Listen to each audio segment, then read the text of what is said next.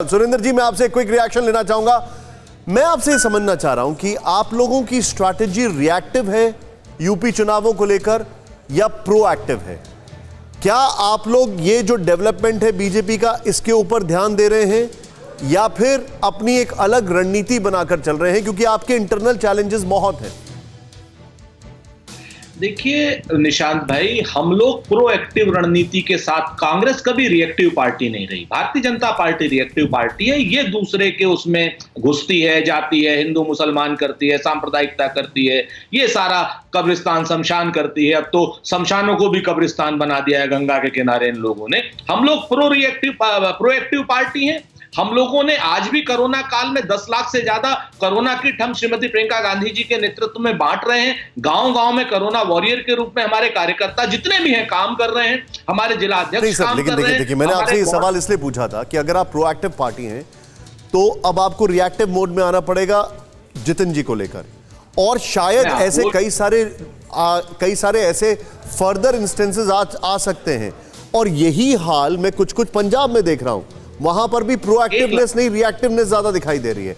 एक लाइन की बात खाली कहता हूं कि एक बड़ा पुराना शेर था कि समंदर ये तेरी खामोशी कुछ और कहती है, मगर साहिल पे टूटी कश्तियां कुछ और कहती हैं। और मेरी आंखों ने देखे इस शहर के कई मंजर, मगर अखबार की सुर्खियां कुछ और कहती हैं। जब हमारे मीडिया के मित्र, आदरणीय हमारे बड़े भाई की तरीके से राम कृपाल जी, इनको रंजन मथाई की किताब में नहीं लगता है कि नेहरू से अंदर बैठे थे कोई दो लोग, या जब उसका सेफ्रॉन वो हुआ था कि दिग्विजय सिंह जी और चिदम्बरम साहब ने जो वर्ड कोट किया था, एक जूनियर लेवल का अधिकारी कहता है कि मैंने सुना था। आज कह रहे हैं बंद कमरों में डिसीजन होते हैं, कोई तीसरा कैसे जानेगा, सूत्र कहां है? तो मेरा यह कहना है कि पंजाब में भी हमारे मनभेद नहीं होते हैं, हम सब चीजें शॉर्ट आउट करते हैं।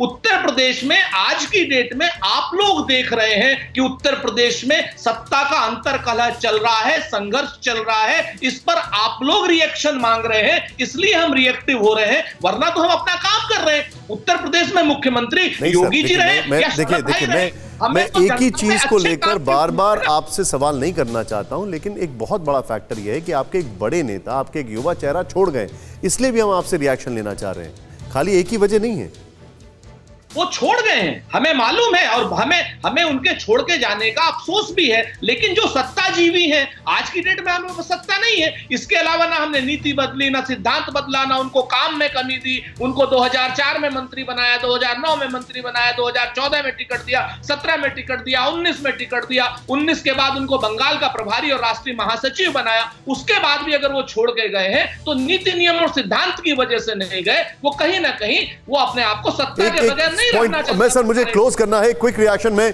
हमारे पास सपा के जो प्रवक्ता हैं, सर मैं आपसे जानना चाहूंगा, सुनील जी, क्या ये समझा जाए कि आप लोग ग्राउंड पर जो है वो चीजों, आपकी पार्टी कार्डर बेस्ड पार्टी थी, आपकी पार्टी एक एक कार्यकर्ता, एक एक ब्लॉक, सबका नाम याद रहता था, लेकिन आप ग्राउंड से दूर हैं, क्योंकि जो आप लोगों के अलग अलग बयान आए वैक्सीनेशन को लेकर अखिलेश जी के, और उसके बाद जब उन्होंने ग्रीन सिग्नल दिया, फिर सैफई में वैक्सीनेशन हुआ, आप लोग शायद ग्राउंड से अभी भी अलग हैं और कोरोना काल की जो चुनौतियां हैं उसको एकदम सेपरेट कर देख रहे हैं। शायद यही वजह है कि अखिलेश जी खुद कुंभ के स्नान करने चले गए।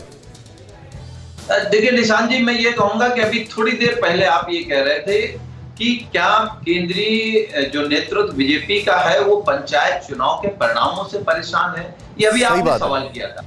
तो उत्तर प्रदेश में पंचायतों के परिणामों ने ये बता दिया कि ग्राउंड पे कौन है और कौन हवा में है। अच्छा, अभी जब असंतोष की बात आई तो ये बताइए कि पॉइंट टेकन, क्या विपक्ष बैठा था 200 विधायक, जो 200 नहीं, आपका वैलिड पॉइंट है कि वैलिड पॉइंट है, पंचायत में आपने धाक जमाई है तो अपने आप में आप बहुत सारी चीजें कन्वे कर रहे हैं, लेकिन पंचायत से कितना फर्क पड़ेगा ये अपने आप में एक केस स्टडी है। मैं आपका इस पॉइंट को एक्सेप्ट करता हूं। परवाह देश की, सोमवार से शुक्रवार रात 10 बजे TV9 भारतवर्ष पर।